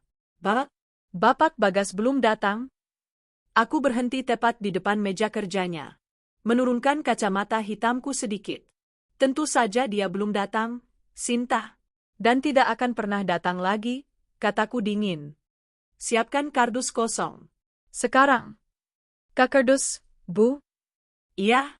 Masuk ke ruangan Pak Bagas. Masukkan semua barang pribadinya. Foto-foto, muk kopi, pajangan norak di mejanya. Masukkan semua ke kardus. Saya beri waktu 15 menit. Setelah itu, panggil office Bu untuk membuangnya ke tempat sampah di basement. Sinta ternganga. Dibuang, Bu? Bukan dikirim ke rumahnya? Tempat sampah, ulangku tegas. Lakukan. Atau kamu mau ikut angkat kaki bersama bos kesayanganmu itu? Sinta langsung berlari pontang-panting mencari kardus. Aku berjalan melewati ruangan Bagas tanpa menoleh, langsung menuju ruanganku sendiri di ujung lorong. Ruanganku jauh lebih besar, tapi selama ini jarang kutempati karena aku lebih sering memantau proyek dari rumah atau lapangan. Aku menekan tombol interkom di mejaku. Panggil kepala HRD, kepala keuangan, dan ketua tim audit internal ke ruangan saya. Sekarang. Tidak ada alasan. 5 menit kemudian, 3 orang penting di perusahaanku duduk tegang di hadapanku. Pak Burhan, HRD, Bularas, Keuangan, dan Pak Edi, Audit. Saya tidak akan berbasa-basi. Bukaku sambil melempar map berisi surat keputusan yang sudah kutandatangani semalam. Terhitung mulai hari ini, Bagas Santoso resmi diberhentikan tidak hormat dari jabatannya. Surat pemecatan sudah saya kirim ke email pribadinya dan hard copy-nya ke alamat kos-kosan barunya. Mereka bertiga saling pandang. Pak Burhan, yang sudah bekerja sejak zaman ayahku, mengangguk maklum. Dia sepertinya sudah lama mencium gelagat buruk Bagas. Bu Laras, aku menatap kepala keuangan. Bagaimana bisa ada pengeluaran sebesar itu di pos operasional tanpa persetujuan saya? Bu Laras menunduk, keringat dingin membasahi dahinya. Maaf, Bu Arini. Pak Bagas selalu menggunakan hak veto direktur. Beliau bilang itu instruksi langsung dari ibu untuk keperluan entertain klien VVIP. Beliau juga sering mengancam akan memecat staf keuangan kalau kami banyak tanya. Klien VVIP? Aku tertawa sinis. Kliennya bernama Rina, mahasiswi semester akhir yang doyan belanja tas branded. Aku beralih ke Pak Edi, auditor senior yang kusamunkan khusus untuk ini. Pak Edi, berapa total kerugian yang Bapak temukan sejauh ini? Pak Edi membuka laptopnya, wajahnya serius. Berdasarkan audit forensik yang kami lakukan 3 hari ini sesuai instruksi Ibu via email, angkanya fantastis, Bu. Bukan hanya transfer tunai ke rekening saudari Rina dan Ibu Ratna. Pak Edi menampilkan grafik di layar proyektor. Pak Bagas melakukan markup harga vendor catering, vendor transportasi, hingga renovasi gudang fiktif. Total kerugian perusahaan selama 2 tahun terakhir mencapai 3,5 miliar rupiah. Ruangan hening, 3,5 miliar. Uang sebanyak itu dia curi. Sementara aku harus memutar otak membayar gaji karyawan dan biaya rumah sakit Rio. Uang sebanyak itu dia hamburkan untuk gaya hidup palsu keluarganya, untuk memanjakan Rina, untuk membeli wibawa di depan teman-temannya. Tanganku mengepal erat di bawah meja. Buat laporan lengkapnya, Pak Edi. Cetak rangkap 3, perintahku. 1 untuk arsip kita. 1 untuk pengacara saya. Dan 1. Aku tersenyum miring, untuk penyidik kepolisian Polda Metro Jaya. Ibu akan mempolisikan Pak Bagas? Tanya Pak Burhan kaget. Maksud saya beliau kan ayah dari mantan suami, Pak Burhan. Dan di mata hukum, dia sekarang hanyalah seorang kriminal yang mencuri uang perusahaan. Tidak ada imunitas keluarga untuk pencuri. Saat rapat sedang berlangsung, tiba-tiba terdengar keributan dari luar ruangan. Suara teriakan dan bentakan. Minggir. Saya direktur di sini. Kalian gak tahu siapa saya? Suara itu, pintu ruanganku didobrak paksa. 2 orang satpam berusaha menahan tubuh seorang pria, tapi pria itu meronta-ronta seperti orang gila. Bagas. Penampilannya jauh berbeda dari seminggu lalu. Rambutnya acak-acakan, matanya merah dan cekung, kemejanya kusut dan ada noda kopi di bagian dada. Dia tidak lagi terlihat seperti eksekutif muda necis. Dia terlihat seperti pecandu yang sakau. Arini, teriaknya saat melihatku. Suruh anjing-anjing penjaga ini lepaskan aku. Aku memberi isyarat tangan pada satpam untuk melepaskannya, tapi tetap bersiaga di dekat pintu. Pak Burhan, Bu Laras, dan Pak Edi mundur teratur, memberikan ruang. Ada perlu apa kamu ke sini? Bukannya sudah jelas di surat pemecatan kalau kamu dilarang menginjakkan kaki di radius 100 meter dari gedung ini? Tanyaku santai, tetap duduk di kursi kebesaranku. Bagas berjalan mendekat, napasnya memburu. Kamu nggak bisa seenaknya mecat aku, Rin. Aku punya andil membesarkan perusahaan ini. Aku punya hak pesangon. Aku punya hak saham. Andil? Aku mengangkat alis. Andilmu cuma menghabiskan kopi di pantry dan tidur dengan adik iparmu di jam kerja, oh maaf, di jam lembur fiktifmu. Jangan bawa-bawa masalah pribadi ke profesional. Aku melempar laporan audit yang baru dicetak Pak Edi ke hadapannya. Kertas-kertas itu berhamburan di lantai. Baca itu. Itu bukan masalah pribadi. Itu fraud. Penggelapan. Pidana pasal 374 KUHP. Ancaman hukuman 5 tahun penjara. Bagas menatap angka 3,5 miliar di kertas itu. Wajahnya yang merah karena marah, seketika berubah menjadi abu-abu. 3,5 miliar, Bagas, desisku. Kamu pikir aku nggak tahu soal proyek renovasi gudang fiktif di Cikarang? Kamu pikir aku nggak tahu kickback 20% yang kamu minta dari vendor catering? Bagas jatuh berlutut. Kakinya seolah tak bertulang lagi. Keangkuhannya runtuh seketika di hadapan bukti otentik. Rin, Arini, tolong. Suaranya berubah menjadi rengekan menyedihkan. Aku butuh uang, Rin. Rina hamil lagi, dia butuh vitamin. Ibu sakit-sakitan di kontrakan karena nggak ada AC. Kami nggak punya uang buat makan yang layak. Hamil lagi. Aku tertawa. Tawa yang benar-benar geli. Subur sekali kalian. Baguslah. Semoga anak itu nanti tidak mewarisi sifat bapak dan ibunya. Rin, tolonglah, jangan lapor polisi. Aku janji bakal cicil. Aku bakal kerja apa aja. Jadi supirmu juga mau. Asal jangan di penjara. Aku berdiri, berjalan mengelilingi meja, dan berdiri tepat di depannya. Aku menatap puncak kepalanya dengan rasa jijik yang luar biasa. Kerja apa saja? Tanyaku. Iya, apa sah? Bagas mendongak penuh harap. Kalau begitu, kerjalah di penjara. Kudengar di sana ada kerajinan tangan membuat rotan. Hasilnya lumayan buat beli rokok. Aku menoleh ke arah satpam. Pak, seret orang ini keluar, dan pastikan fotonya ditempel di setiap pos jaga. Kalau dia terlihat berkeliaran lagi, langsung panggil polisi. Baik, Bu. Dua satpam bertubuh kekar langsung mencengkeram lengan Bagas. Menyeretnya keluar seperti karung beras. Arini, tegak kamu. Arini. Teriakannya menggema di lorong, didengar oleh seluruh karyawan yang kini menonton drama itu dengan tatapan menghina. Itulah terakhir kalinya Bagas menginjakkan kaki di kantor ini sebagai manusia bebas. Sementara aku menikmati kemenangan di Menara Gadingku, di belahan kota lain, Karma sedang bekerja dengan sangat efisien. Di sebuah petakan kontrakan sempit berukuran 3x4 meter di pinggiran Jakarta Timur, udara panas dan lembab menyekap 4 orang manusia. Atap asbes membuat ruangan itu seperti oven di siang hari. Rina duduk di kasur busa tipis yang digelar di lantai, mengipas-ngipas wajahnya dengan kardus bekas. Perutnya mual, antara morning sickness dan bau selokan yang masuk dari ventilasi. Panas banget sih, keluh Rina. Mas Bagas mana sih? Katanya mau ke kantor Mbak Arini minta pesangon. Kok belum pulang bawa uang? Di sudut ruangan, Bu Ratna sedang merebus mie instan menggunakan kompor portabel kecil. Panci itu satu-satunya alat masak yang mereka punya. Kamu ini bisanya cuma ngeluh, semprot Bu Ratna. Keringat bercucuran di lehernya yang berlipat. Gara-gara kamu godain Bagas, kita semua jadi sengsara begini. Coba kalau kamu tahu diri, kita masih tidur di kamar ber-AC, makan disiapin pembantu. Kok ibu nyalahin Rina? Rina tak terima. Kan anak ibu yang gatal. Mas Bagas yang bilang mau nikahin Rina, katanya Mbak Arini membosankan. Heh, mulutmu ya? Bu Ratna mengangkat sutil panas, hampir memukul Rina. Pak Haryo yang duduk melamun di pojokan hanya diam, tatapannya kosong.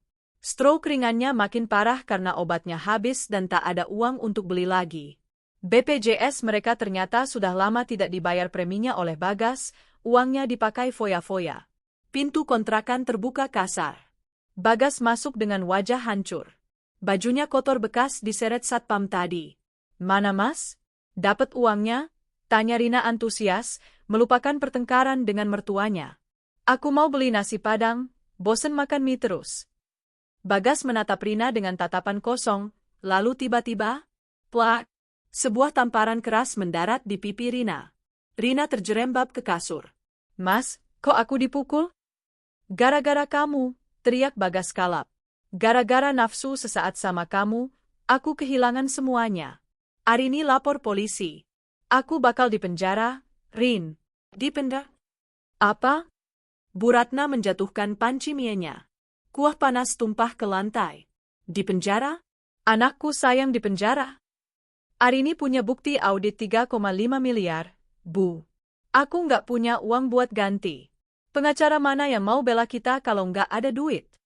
Bagas menjambak rambutnya sendiri, menangis meraung-raung di lantai tanah yang dingin. Suasana kontrakan itu pecah oleh tangisan keputusasaan. Rina memegangi pipinya yang merah, menyadari bahwa pangeran berkuda putih yang dia rebut dari kakaknya, ternyata hanyalah kodok buduk yang membawa petaka. Cinta? Nafsu? Semuanya menguap begitu kemiskinan datang mengetuk pintu. Yang tersisa hanya saling menyalahkan 2 hari kemudian. Aku sedang menyuapi Rio bubur ayam di kamar VIP rumah sakit. Rio sudah bisa duduk dan tertawa. Wajahnya mulai berwarna merah muda lagi, tidak pucat seperti mayat. Enak, Ma? Tanya Rio. Enak dong, sayang. Kan mama yang pesen khusus nggak pakai seledri, jawabku tersenyum. Ponselku bergetar. Panggilan masuk dari Kompol Arif, kenalan pengacaraku di Polda. Halo, Pak Arif. Bagaimana perkembangannya? Tanyaku sambil mengelap mulut Rio dengan tisu. Selamat siang, Bu Arini. Kami sudah memproses laporan Ibu. Bukti-bukti sudah sangat kuat.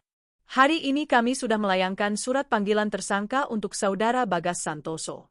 Jika dalam 2x24 jam tidak datang, kami akan lakukan penjemputan paksa. Terima kasih, Pak. Oh ya, tolong pastikan pasal pencucian uang juga dimasukkan ya. Karena aliran dananya mengalir ke pihak ketiga, adik dan ibunya. Siap, Bu. Kami akan periksa aliran dananya juga. Saudari Rina dan Ibu Ratna juga akan kami panggil sebagai saksi dan bisa naik status jadi tersangka penadah jika terbukti menikmati hasil kejahatan secara sadar.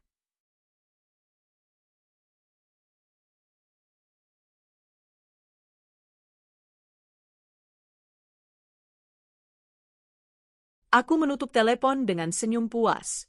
Tersangka penadah. Bayangkan betapa malunya Bu Ratna. Mantan nyonya besar sosialita, kini dipanggil polisi sebagai penadah uang curian anaknya sendiri. Siapa Ma? Tanya Rio. Teman mama, sayang. Dia bilang orang jahat yang bikin Rio sakit, sebentar lagi bakal dihukum sama Pak Polisi. Orang jahat siapa? Ada deh. Rio nggak perlu tahu. Yang penting Rio sehat, kita bahagia berdua. Oke? Malam itu, sebelum penjemputan paksa terjadi, kekacauan di kontrakan Bagas mencapai puncaknya. Rina baru saja pulang dari kampusnya dengan mata sembab. Dia dikeluarkan, drop out, dari program S2-nya. Bukan hanya karena tidak membayar uang semester, tapi karena video skandal itu menyebar. Seseorang, entah siapa, mungkin salah satu stafku yang punya dendam, mengunggah potongan video, penggerebekan, itu ke akun gosip kampus. Wajah Rina memang diblur sedikit, tapi semua orang tahu itu dia. Dosen pembimbingnya menolak menemuinya. Teman-temannya memblokir nomornya. Dia resmi menjadi sampah masyarakat akademis. Akudu, Mas, akudu, teriak Rina pada Bagas yang sedang melamun merokok di teras. Baguslah. Hemat biaya, jawab Bagas acuh tak acuh. Kamu kok jahat banget sih? Ini semua salah kamu. Salah aku? Siapa yang kegatelan pakai lingerie malam-malam pas Arini di rumah sakit? Kamu kan? Pertengkaran mereka terhenti saat sebuah mobil patroli polisi dengan lampu rotator biru yang menyilaukan berhenti di depan gang sempit itu. Warga sekitar langsung berkerumun, penasaran. 2 orang polisi berseragam dan 2 orang berpakaian preman turun. Saudara Bagas Santoso? Tanya salah satu petugas. Bagas gemetar. Rokoknya jatuh dari bibir. Dia mencoba lari ke arah pintu belakang, tapi sia-sia. Jalan buntu. Borgol, perintah petugas. Pak, jangan Pak. Saya bisa jelaskan. Ini salah paham. Bagas meronta saat besi dingin itu mengunci pergelangan tangannya. Jelaskan di kantor saja. Anda ditahan atas dugaan penggelapan dana PT Abadi Jaya sebesar 3,5 miliar rupiah. Bu Ratna keluar, melihat anaknya di borgol, dia langsung pingsan saat mobil polisi itu pergi, Rina sendirian. Tanpa uang. Tanpa gelar. Tanpa suami. hamil muda, dan harus mengurus 2 orang tua jompo, mertuanya, yang sakit-sakitan. 1 bulan kemudian, Pengadilan Agama Jakarta Selatan pagi ini tampak ramai. Namun, keramaian itu seolah membelah diri saat aku melangkah masuk koridor menuju ruang sidang 1. Dengan didampingi Pak Sanjaya dan 2 asisten pengacaranya, aku berjalan tegak. Kacamata hitam menutupi mataku, bukan untuk menyembunyikan tangis, tapi untuk menghindari kilatan lampu kamera wartawan hiburan yang entah bagaimana mengendus kasus perceraian Sultan Arini dan Direktur Maling. Hari ini adalah sidang putusan cerai. Di dalam ruang sidang, hawa dingin AC bercampur dengan aroma pelitur kursi kayu tua. Aku duduk di kursi penggugat. Tenang, anggun. Tak lama kemudian, pintu samping terbuka. 2 petugas polisi mengawal seorang pria berbaju oranye bertuliskan tahanan. Itu Bagas. 1 bulan di sel tahanan Polda telah merenggut habis ketampanannya. Tubuhnya kurus kering, tulang pipinya menonjol tajam, rambutnya dicukur hampir botak. Kulitnya yang dulu terawat skincare mahal kini kusam dan berjerawat. Dia berjalan dengan kepala tertunduk, borgol besi bergemerincing di tangannya. Saat dia duduk di kursi tergugat, dia menoleh padaku. Matanya basah. Ada kerinduan, penyesalan, dan ketakutan di sana. "Aing?" bisiknya serak.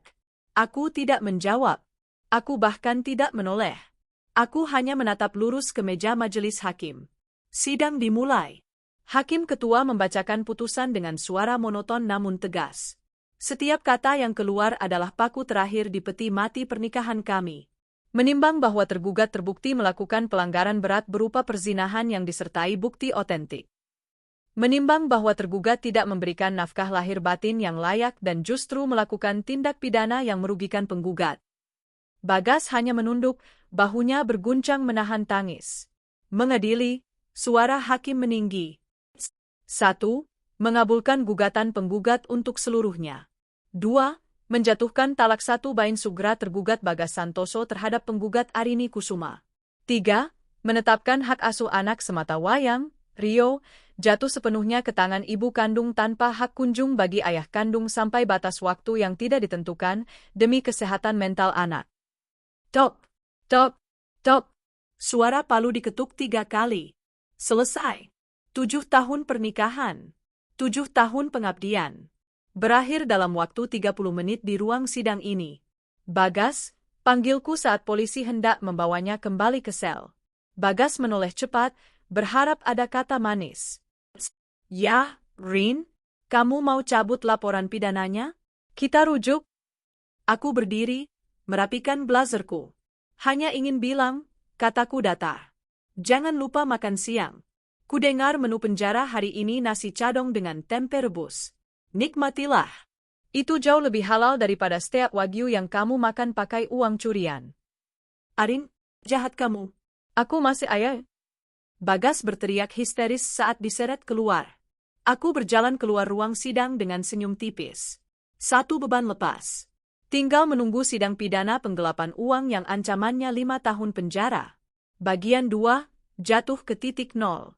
Sementara itu, di toko emas pinggiran pasar tradisional, Rina berdiri dengan gelisah. Perutnya yang mulai membuncit sedikit, hamil 3 bulan, membuatnya mudah lelah. Dia mengenakan daster lusuh yang ditutupi jaket hoodie kegedean milik Bagas. Wajahnya kusam tanpa makeup. Dia mengeluarkan sebuah kotak bludru merah dari tas kresek hitam. Di dalamnya, berkilau sebuah kalung berlian. Ini adalah kalung yang diberikan Bagas saat ulang tahunnya. Kalung yang dibeli saat Rio sedang sekarat. Kalung seharga 25 juta, menurut pengakuan Bagas. Koh, tolong taksir ini berapa? Saya lagi butuh uang banget, kata Rina pada pemilik toko, seorang pria parubaya berkacamata tebal. Mau dijual, Neng? Iya. Cepat ya, Koh. Suami saya bilang ini harganya 25 juta.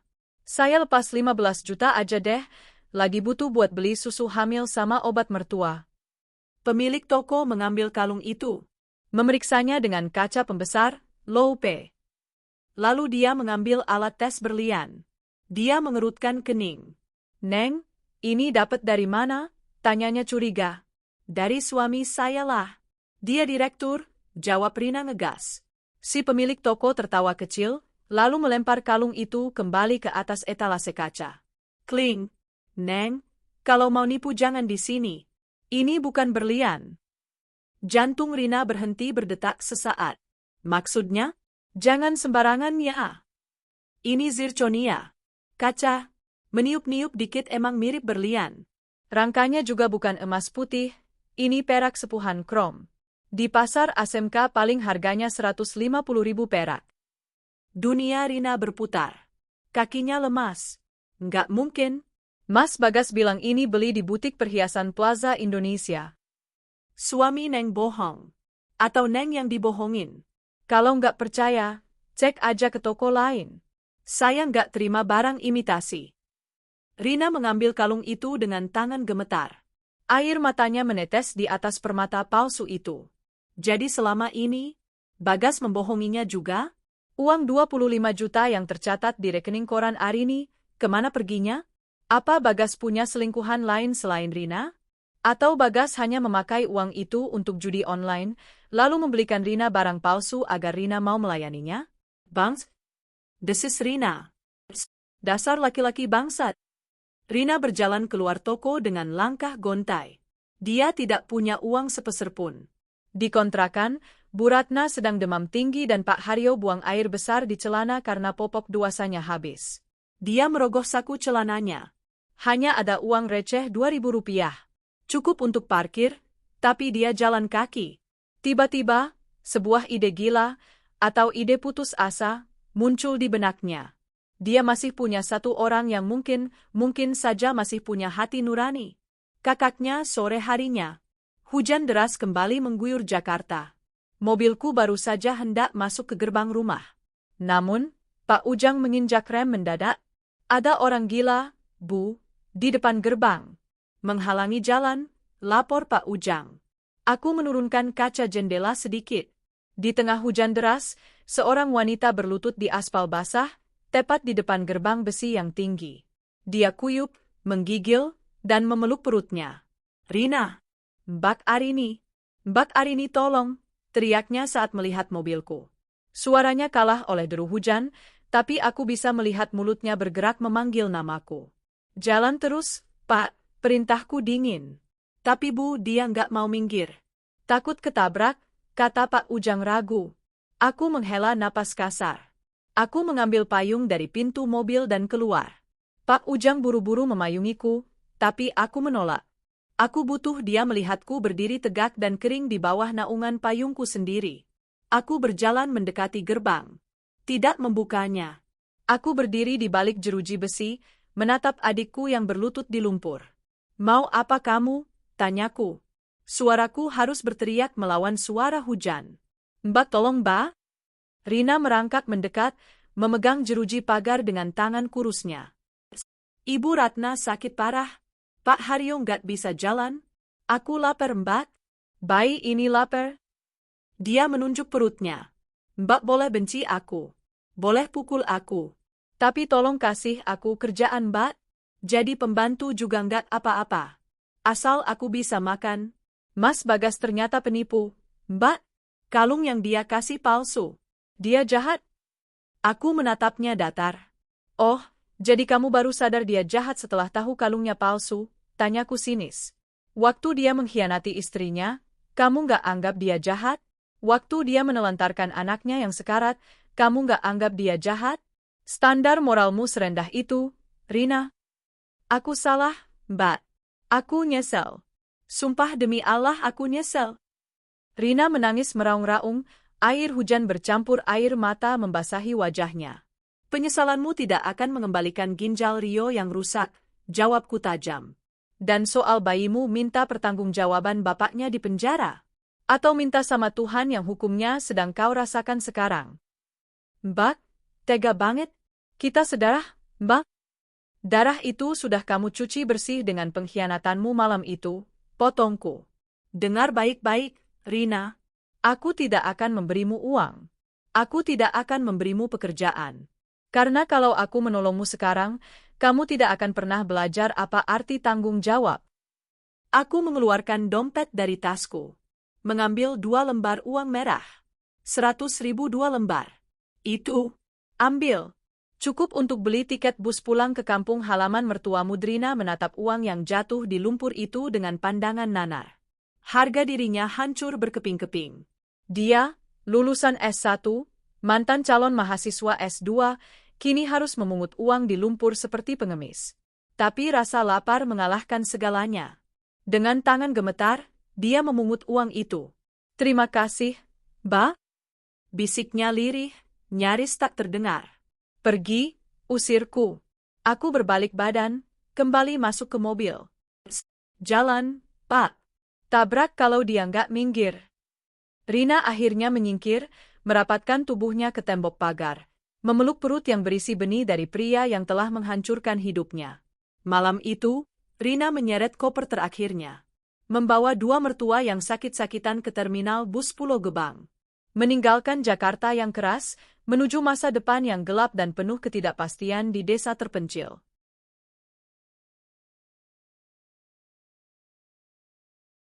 Waktu adalah hakim yang paling adil. Ia tidak pernah berbohong dan selalu menempatkan segala sesuatu pada tempatnya yang semestinya. 5 tahun telah berlalu sejak malam badai itu. Pagi ini, ballroom Hotel Bintang 5 di kawasan Tamrin dipenuhi oleh tepuk tangan meriah. Cahaya blitz kamera berkilauan mengarah ke panggung utama. Dan penghargaan Businesswoman of the Year tahun ini jatuh kepada Ibu Arini Kusuma, CEO PT Abadi Jaya. Aku berjalan naik ke panggung, menerima trofi kristal yang berat itu. Di barisan depan, duduk seorang anak laki-laki tampan berusia 10 tahun dengan setelan jas rapi. Rio. Rio bertepuk tangan paling keras, wajahnya berseri-seri. Dia tumbuh menjadi anak yang cerdas, sehat, dan sangat menyayangiku. Ginjalnya berfungsi sempurna setelah cangkok donor yang kami dapatkan 4 tahun lalu dari seorang pendonor anonim, bukan dari ayahnya. Dalam pidato kemenanganku, aku tidak menyebut nama masa laluku sedikitpun. Mereka sudah menjadi debu yang tak layak diingat. Keberhasilan ini saya persembahkan untuk putra saya, Rio, alasan saya untuk terus berjuang. Dan untuk setiap wanita di luar sana, jangan pernah takut untuk berdiri di atas kaki sendiri. Karena ketika satu pintu tertutup, kita punya kunci untuk membangun pintu gerbang kita sendiri yang lebih megah. Di hari yang sama, di tempat yang sangat berbeda, gerbang besi lembaga pemasyarakatan Cipinang terbuka perlahan dengan suara berdecit yang menyakitkan telinga. Seorang pria kurus kering melangkah keluar. Kulitnya hitam terbakar matahari, rambutnya yang dulu tebal kini menipis dan beruban, padahal usianya baru kepala 3 akhir. Giginya kuning dan ada yang tanggal. Dia menjinjing sebuah tas kresek hitam berisi 2 potong baju lusuh. Bagas Santoso. Dia menghirup udara bebas setelah 5 tahun mendekam di penjara karena kasus penggelapan dana. Tidak ada remisi untuknya karena dia sering berkelahi di dalam sel, pelampiasan stres karena tidak ada satupun keluarganya yang membesuk. Dia menoleh ke kanan dan ke kiri, berharap ada mobil yang menjemput. Mungkin Rina? Atau ibunya? Kosong. Hanya debu jalanan dan suara bising knalpot bajai. Mau kemana lo, Bang? Ojek, tawar seorang tukang ojek pangkalan. Bagas meraba saku celananya. Uang pesangon dari penjara, hasil kerajinan tangan, hanya cukup untuk makan 3 hari. Enggak, Bang. Jalan kaki aja, jawabnya serak. Bagas berjalan tanpa tujuan. Dia tidak tahu harus kemana. Rumah mewahnya dulu, itu milik Arini. Dia sudah dilarang mendekat. Kontrakan Rina? Dia dengar Rina sudah diusir ke desa 5 tahun lalu. Dia berhenti di depan sebuah toko elektronik. Di etalase kaca, sebuah TV layar datar sedang menayangkan berita bisnis. Wajah cantik dan anggun Arini terpampang di sana, sedang memegang piala. Di bawah layar tertulis, Arini Kusuma, pengusaha wanita paling berpengaruh. Bagas terpaku. Lututnya lemas. Wanita di layar itu dulu adalah istrinya. Istri yang dia sia-siakan. Istri yang dia sebut membosankan. Istri yang dia hianati demi nafsu sesaat pada adik iparnya sendiri. Kini, wanita itu bersinar seperti matahari yang tak terjangkau. Sementara dia hanyalah sampah yang baru dibuang dari tempat pembuangan akhir. Arini, desisnya, air mata penyesalan menetes membasahi pipinya yang kotor. Tapi penyesalan itu terlambat 5 tahun. Terlambat selamanya. Bagian 3, Neraka di Kampung Halaman. Jauh di sebuah desa terpencil di Jawa Tengah, di sebuah rumah berdinding anyaman bambu yang hampir rubuh. Suara batu kering terdengar bersahut-sahutan. Rina, yang kini terlihat 10 tahun lebih tua dari usia aslinya, sedang menjemur kerupuk gendar di halaman tanah yang becek. Wajahnya kusam, tangannya kasar penuh kapalan. Daster yang dipakainya sobek di bagian ketiak. Rina, air. Ibu haus, teriak suara parau dari dalam kamar. Rina membanting tampah kerupuk dengan kesal. Iya, Bu. Sabar napa? Rina lagi kerja biar kita bisa makan. Dia masuk ke dalam kamar pengap yang berbau pesing. Di atas dipan kayu tanpa kasur, terbaring Bu Ratna. Tubuhnya lumpuh separuh karena stroke. Pak Haryo sudah meninggal 2 tahun lalu karena sakit paru-paru yang tak terobati. Kamu itu ya, ngebentak orang tua terus, omel Bu Ratna walau bicaranya pelo. Kalau bukan karena ibu yang manjain Mas Bagas dulu, kita nggak bakal kayak gini. Rina membalas sengit sambil menyodorkan gelas plastik berisi air mentah. Coba dulu ibu melarang Bagas selingkuh, coba ibu nggak mata duitan, kita masih hidup enak di Jakarta. Salah kamu yang gatel godain suami kakakmu. Diam? Di sudut ruangan, seorang anak laki-laki berusia 4 tahun sedang menangis meminta makan. Anak itu kurus, ingusan, dan tidak terawat. Anak hasil hubungan gelap Rina dan Bagas. Anak yang tidak diharapkan. Mak, lapar ma? Rengek anak itu. Sana main tanah. Emak belum dapat duit, bentak Rina. Rina duduk di lantai tanah, memijat kepalanya yang pening. Tiba-tiba, tetangganya lewat sambil membawa koran bekas bungkus cabai. Rina melihat sekilas foto di koran itu yang terinjak sandal tetangga. Foto Arini. Tersenyum bahagia bersama Rio. Hati Rina mencelos. Rasa iri, dengki, dan penyesalan bercampur menjadi racun yang mematikan jiwa. Dia ingat dulu dia punya segalanya. Kuliah dibiayai, mobil dibelikan, uang jajan diberi. Dia punya kakak yang menyayanginya seperti ibu peri.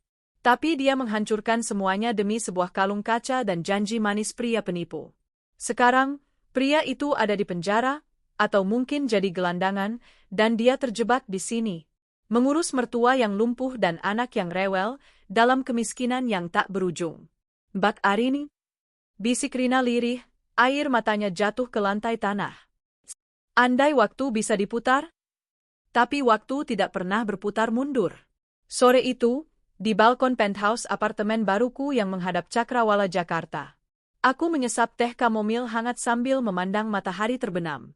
Langit berwarna jingga keemasan, indah sekali.